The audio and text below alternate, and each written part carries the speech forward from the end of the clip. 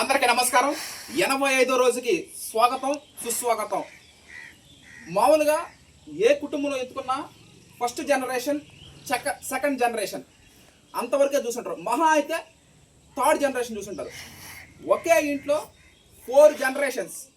85వ రోజు 85 సంవత్సరాల వయసున్న మా తాతగారు, 55 సంవత్సరాల పైన నా నాన్నగారు, కొడుకు 7 సంవత్సరాల పైన కొడుకు, 3 తరాల వారసులతో నేను, అంటే 4 తరాలు, మొత్తం 4 తరాల వారసులు ఒకే ఇంట్లో. ఉదయం నుంచి మధ్యాహ్నం వరకు చేలో పొలం పనులు, ప్రకృతి వ్యవసాయం. మధ్యాహ్నం సాయంత్రం ఒక రైస్ మిల్లింగు, ప్యాకింగు, రైస్ మిల్లర్గా.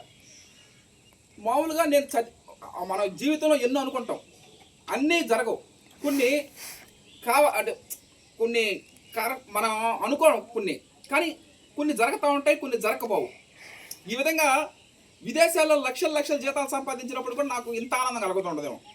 బహుశా 4 తరాల వారసులు ఒకే ఇంట్లో ఉండడం సంతోషకరమైన విషయం. ఎంతోమంది టీం మెంబర్స్కి, ప్రకృతి రత్న, హర్షత్ విహార్ అండ్ టీం మెంబర్స్కి జీవనోపాధి కల్పించడం ఇది మరో విశేషం. అంటే నేను జీవనోపాధి పొందడమే కాకుండా నాతో పాటుగా నా టీం మెంబర్స్ అందరికీ జీవనోపాధి కల్పిస్తూ ఉన్నాను. అది రైస్ వినియోగదారులు అది చెందద్ది, ఆ డెడికేషన్ అనేది వాళ్ళకి చెందద్ది. అదేవిధంగా రైస్ వినియోగదారులకి ఇప్పుడు ఉదయం నుంచి మధ్యాహ్నం దాకా, ఇప్పుడు తాత కానీ నాన్న కానీ వీళ్ళు జస్ట్ వ్యవసాయం చేయడం ఆపేయడం అంతవరకు వాళ్ళ క్యారెక్టర్ అంతవరకు ఉండింది వాళ్ళది. కానీ నేను వచ్చిన తర్వాత రైస్ మిల్లింగ్ కూడా, అంటే రైస్ పర్పస్ కూడా పట్టుకోవడం జరిగింది. వరి పండించడం అనేది నా ప్యాషను, ప్రొఫెషను. ప్రాఫిట్ అయితే రైస్ కన్వర్ట్గా చేసి ఎన్నో ఊర్లకు పంపించడం ద్వారా నేను ప్రాఫిట్ పొందగలుగుతున్నాను. ప్రాఫిట్ కూడా ఏ విధంగా పొందుతున్నా అంటే, 10th క్లాస్ నాతో కలిసి చదువుకున్నారు, నా రత్నం స్కూల్ పెడతాపూర్లో కలిసి చదువుకున్న నా స్నేహితులు, 10th క్లాస్ ఫ్రెండ్స్ వాళ్ళ యొక్క తల్లిదండ్రులకి, ఇంటర్మీడియట్ పెడతాపూర్లో నారాయణ జూనియర్ కాలేజ్ ఫ్రెండ్స్ యొక్క తల్లిదండ్రులకి, ఇంటర్మీడియట్ మోహన్ బాబు కాలేజీలో శ్రీ విద్యానికేతన్ తిరుపతిలో 4 సంవత్సరాల పాటు చదవడం ఆ ఫ్రెండ్స్కి, దాదాపు ఫేస్బుక్లో నాకు 18,000 మంది ఉన్నారు. 18,000 మందికి మనం రైస్ పంపించలేం, కొంతమందికి మాత్రం పంపించగలుగుతాం. అందరికి కూడా మనం పంపించలేం, ఎందుకంటే మనం చేసేదే కొంచెం వరకే.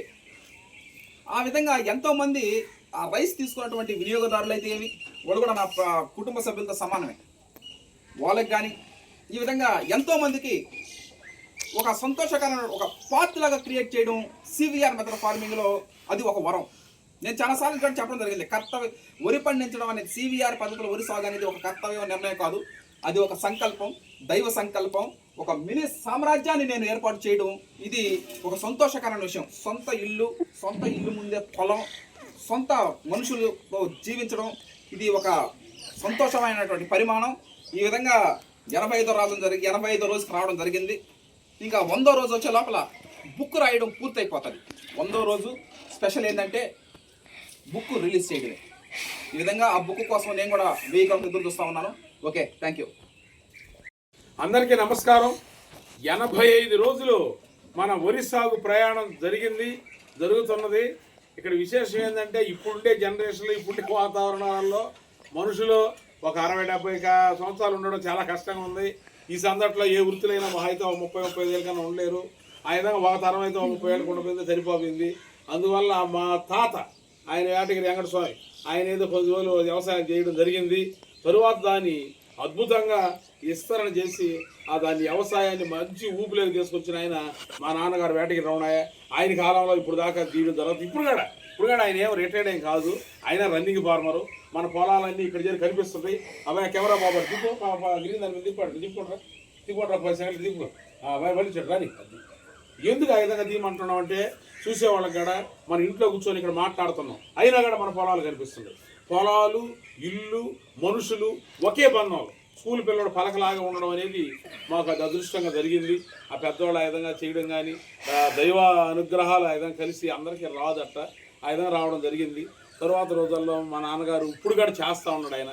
తరువాత రోజుల్లో నేను చేయడము, తరువాత రోజుల్లో ఎక్కడికైనా ఆగిపోతాయి, పిల్లకాయలు ఎట్టపోతాయి ఏంది. ఇప్పుడు జనరేషన్లో ఇప్పుడంతా యువకులు రెక్కలు వచ్చిన పక్షుల్లాగా ఎగిరిపోతున్నారు అనుకున్న సందర్భాల్లో హర్ష వచ్చి ఈ వ్యవసాయాన్ని నేను ఇష్టంగా చేస్తాను అనడం, ఈ విధంగా చేసిన దానివల్ల మాకు ఎక్కువ, అంటే దగ్గర ఈ 4 తరాల వారసుల మీద దాదాపు 100 సంవత్సరాల పాటు వాళ్ళ సురభి కంపెనీ వాళ్ళు లాగా, వాళ్ళ నందమూరి ఎన్టీ రామారావు వాళ్ళ కంపెనీ లాగా ఆ విధంగా మేము ఈ వ్యవసాయం రైతుల కోట్లలో 4 తరాలు 100 సంవత్సరాలు గట్టిగా చేసినామని ఒక తృప్తి, సంతృప్తి, ఆనందం మాకు కలుగుతూ ఉంది.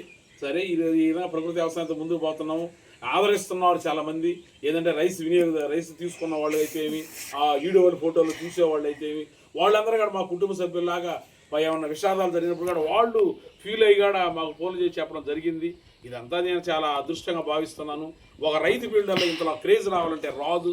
రైతులంటే ఏదో ఒక పరిధిలో ఒక పంచాయతీ పరిధి, మండల పరిధి దాటి పోరు. ఆ విధంగా ఎందరెందరో పక్క జిల్లాల వాళ్ళు, 2 రాష్ట్రాల వాళ్ళు ఆదరిస్తున్నారంటే ఒక రైతు కుటుంబంలో ఒక రైతులుగా మేము సంతోషపడుతున్నాం. ఈ విజయం మాది ఒకటే కాదు, ఈ విధంగా రైతు సోదరులందరికీ అంకితం. Okay, thank you.